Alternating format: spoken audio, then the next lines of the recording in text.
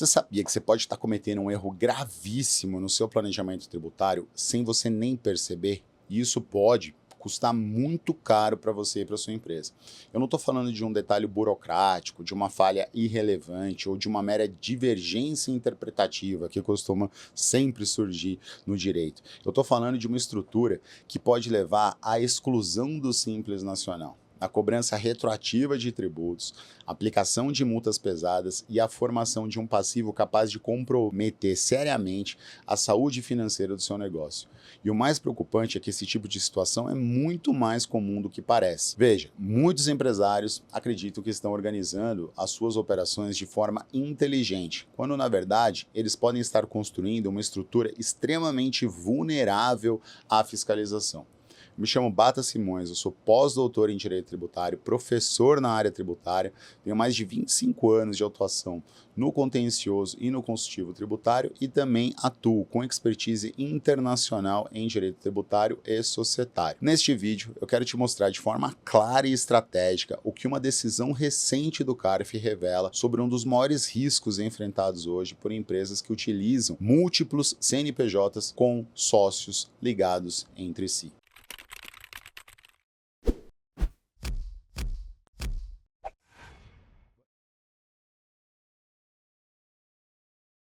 O ponto central é o seguinte: ter empresas diferentes não é por si só um problema. Ter familiares como sócios também não é ilegal. O problema começa quando essas empresas, embora formalmente distintas, funcionam na prática como uma única operação. E é justamente aí, bem aqui dentro, que mora o perigo. A gente vai examinar hoje uma decisão do CARF, óbvio que eu não vou citar nomes, não vou ser específico, né? Mas nessa decisão do CARF houve a exclusão do Simples Nacional daquele CNPJ, ao entender que houve um fracionamento artificial de receitas por meio da criação de várias pessoas jurídicas com interposição de pessoas e simulação de autonomia empresarial. Em outras palavras, o Tribunal Administrativo entendeu que a estrutura não refletia uma expansão legítima de negócios independentes, mas sim uma fragmentação desenhada para manter o enquadramento no regime favorecido. E perceba a sofisticação desse entendimento. O CARF aqui deixa claro que a análise não se limita a um elemento isolado apenas, tá? Então não é só olhar o contrato social, o quadro societário ou um documento específico. O que se examinou nesse caso é o conjunto dos fatos. A decisão que eu tive acesso enfatiza que os elementos devem ser vistos dentro de um contexto probatório bem mais amplo e não de forma fragmentada.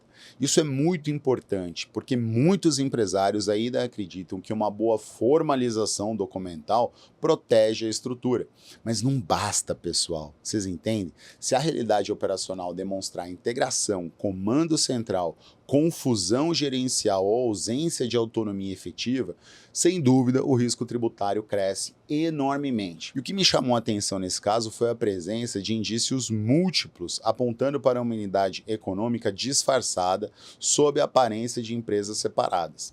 Então, na decisão que eu analisei, ela menciona vínculos familiares entre os sócios das empresas, tá? Utilização de interpostas pessoas, envio de obrigações acessórias por uma mesma pessoa, a movimentação de empregados entre as pessoas jurídicas, um rateio de despesas, fiança em contratos, olha isso, e outros elementos que, analisados em conjunto, reforçam a conclusão de que não havia independência real entre os negócios. Aliás, é muito interessante aqui, porque minha tese de doutorado foi sobre responsabilidade tributária, e quando eu abordava a questão do grupo econômico, de fato, esses elementos de conexão, eles são muito sutis. Então, de repente, tem família em conjunto. Bom, por si só não basta. A gente tem inúmeros exemplos de familiares, irmãos que são rivais. Mas tem identidade de endereço. Bom, isso não basta, porque a gente tem os coworkings hoje. Mas você tem prestação de fiança. Bom, mas isso não basta, porque eu posso ser fiador. Só que assim, na prática, isso importa, e isso tem que ser analisado pelo empresário, porque são elementos de conexão tanto para a configuração de um grupo econômico ou, para esse caso que a gente está analisando agora, eventualmente uma desqualificação lá do seu regime tributário mais favorecido. Então você vai ser excluído do Simples Nacional porque você está estourando aquela receita, você entende? O limite do Simples. Então, vamos voltar ao caso. CARF, nesse caso que eu estou mencionando, entendeu que esses fatores corroboravam a tese de simulação e de fragmentação da receita. Isso precisa ser entendido com toda a seriedade, tá? O uso de parentes em estruturas societárias não é proibido, claro. Isso até está muito em voga hoje em relação à questão dos dividendos, né? E eu sempre falo isso para as pessoas que me consultam. Ah, doutor, eu vou colocar minha esposa, eu vou colocar meus filhos. Bom, na operacional, soa meio estranho. Qual que é o propósito negocial disso? Bem agora que surgiu o dividendo, pode ser que você vai abrir um flanco de debate, entende? Seria melhor talvez criar uma holding, colocar uma holding familiar e aí justificar assim a presença desses parentes? Acho que vale o raciocínio. Mas enfim, o Brasil, sem dúvida, é um país de empresas familiares. Isso é muito comum e é absolutamente natural, né? O que a fiscalização combate, eu acho, não é a família empresária. O que ela combate é a ausência de substância econômica. Então, se diferentes empresas possuem, na essência, a mesma direção, a mesma lógica negocial, a mesma estrutura operacional, um centro decisório, o mesmo propósito de manter artificialmente receitas separadas para caber no simples, o fisco tende a desconsiderar essa forma e enxergar a substância. Por exemplo, eu uma vez tive, há um bom tempo atrás, né? Acho que é praticamente uns 10 anos atrás, eu tive a oportunidade de visitar um empresário que buscava a diminuição da sua carga tributária.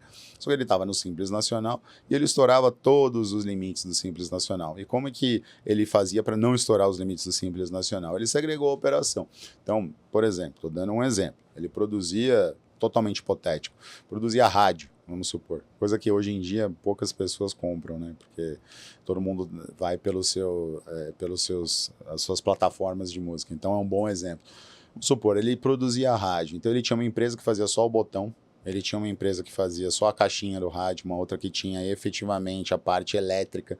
E aí ele somava tudo, cada CNPJ ficava lá, não, eu só produzo botão. Então, não, eu não faço isso. Montava tudo e vendia posteriormente. Tava dando certo, né? Eu falei para ele, ó, não tem muito o que fazer, porque o senhor já está, de uma certa forma, com evasão até de tributação aqui, né? Eu te aconselho a não fazer isso. Mas ele queria abaixar ainda mais o tributo, achava que pagava muito. Eu falei, não, o senhor já tá estourando todos os limites aqui, eu te recomendo o senhor se adequar ao sistema e buscar os benefícios fiscais que existem, mas sem essa estrutura, né, maquiada, né? E desse caso que a gente está analisando hoje, foi exatamente essa lógica que prevaleceu no julgamento. A conclusão foi de que a expansão empresarial ela teria ocorrido com a criação de novas pessoas jurídicas em vez da abertura de filiais, justamente para viabilizar o fracionamento da receita bruta, vocês entendem? É um ponto técnico essencial que todo empresário precisa compreender. O direito tributário contemporâneo, especialmente em matéria de planejamento, está cada vez mais orientado pela substância dos fatos. Então, a forma jurídica continua importante, mas ela não protege uma operação quando a realidade mostra outra coisa. E essa decisão é um lembrete claro de que a Receita Federal e o CARF estão atentos a planejamentos que aparecem uma ilicitude formal, mas que não se sustentam do ponto de vista material. Nessa decisão que a gente está examinando, ela afirma expressamente que o conjunto probatório demonstrou a criação de diversas empresas por meio de interpostas pessoas para simular a existência de pessoas jurídicas distintas, quando, em verdade, haveria uma única operação empresarial com receitas artificialmente separadas. E quais são as consequências práticas disso, Bata? Bom, elas são bem severas, pessoal. A primeira e mais evidente é a exclusão do Simples Nacional. Mas ela não vai parar por aí, não. Quando a fiscalização reconstituiu a realidade e entendeu que a receita global superava os limites legais da permanência no regime, ela entendeu pela possibilidade de cobrança retroativa dos tributos devidos fora do Simples Nacional. Imagina isso, com todos os reflexos financeiros daí decorrentes. É a bomba atômica tributária, né? Então, a própria decisão registra que, segundo a apuração fiscal, a receita bruta considerável em conjunto superava os limites legais do regime nos períodos examinados, o que fundamentou a possibilidade de permanência, a impossibilidade, de permanência no Simples Nacional. Esse é o tipo de problema que normalmente não nasce do acaso. Ele nasce de um planejamento mal estruturado, improvisado, baseado em conversas do mercado, diz que me diz, por profissionais que não são competentes, não são da área, né? São aquelas dicas informais, e eu digo, muito ajuda quem não atrapalha, que vem com soluções padronizadas, que desconsidera a realidade concreta da empresa. Então, planejamento tributário não é copiar modelo. Planejamento tributário não é abrir CNPJ em série. Ele não é distribuir sócios dentro da família sem critério de substância, governança e autonomia. Planejamento tributário sério exige coerência entre forma e realidade, prova robusta, racionalidade negocial, independência operacional e documentação consistente. Veja, cada empresa precisa ter vida própria de verdade, ela precisa ter uma gestão própria, riscos próprios, estrutura própria, finalidade econômica e efetiva autonomia. Sem isso, o que parecia uma economia tributária pode se transformar em um problemão fiscal. Essa decisão também mostrou algo relevante para nós, né, e para os empresários, e para os advogados, inclusive, tá? A defesa, baseada apenas em negar genericamente a acusação, sem atacar de forma contundente o conjunto dos elementos probatórios, tende a ser claramente insuficiente. Então, o CARF foi explícito ao afirmar que os argumentos da defesa, nesse caso, não afastavam o cenário fático descrito pela fiscalização e que faltaram provas capazes de demonstrar a autonomia real das empresas envolvidas. Basicamente, o que foi dito? Ué, eu não posso ter várias empresas? Ué, cada empresa não pagou o seu tributo da forma como ela estava inserida no regime? Ué, eu segui a forma, só que forma não basta. Você tem que ter mais conteúdo para fazer uma defesa nesse caso. Então, qual é a grande lição, né, que a gente aprende aqui? A grande lição é que não se pode confundir multiplicidade formal de empresas com autonomia empresarial efetiva.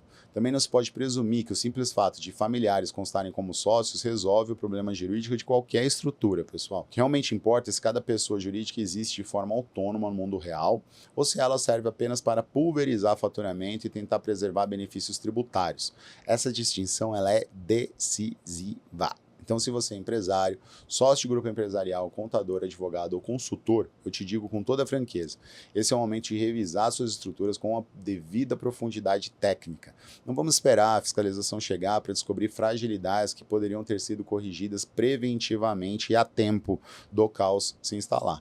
A revisão estratégica de estruturas societárias e tributárias é hoje uma necessidade, ela não é um luxo, e ela precisa ser feita com a devida seriedade, por quem realmente conhece de contencioso consultivo e a lógica com que o fisco enxerga o planejamento tributário. Eu lido há décadas com esse tipo de discussão, tanto na prevenção quanto no contencioso. Posso te assegurar que a diferença entre uma estrutura segura e uma estrutura vulnerável raramente vai estar apenas no papel. Ela está na capacidade de sustentar a narrativa empresarial com prova, coerência e substância. Então, se você atua com múltiplos CNPJs, se tem familiares na composição societária, se expandiu sua operação por meio de empresas diferentes, ou se você quer organizar sua estrutura com segurança, este vídeo é um baita alerta. Mais do que isso, é um convite para que você revise tecnicamente aquilo que talvez você esteja tratando como algo normal, mas que pode estar sendo visto pelo fisco de maneira completamente diferente.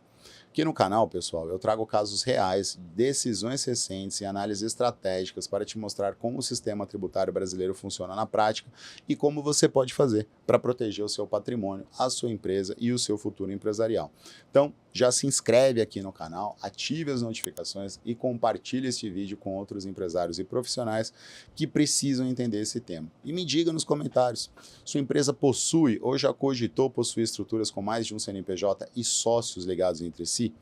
Esse debate é fundamental, porque a fronteira entre planejamento legítimo e estrutura vulnerável é muito mais sensível do que muita gente imagina. E é justamente aqui que a técnica vai fazer toda a diferença. Espero que você tenha me acompanhado até aqui, tenha gostado do vídeo. Foi um prazer estar aqui com vocês e espero vê-los no próximo vídeo. Grande abraço!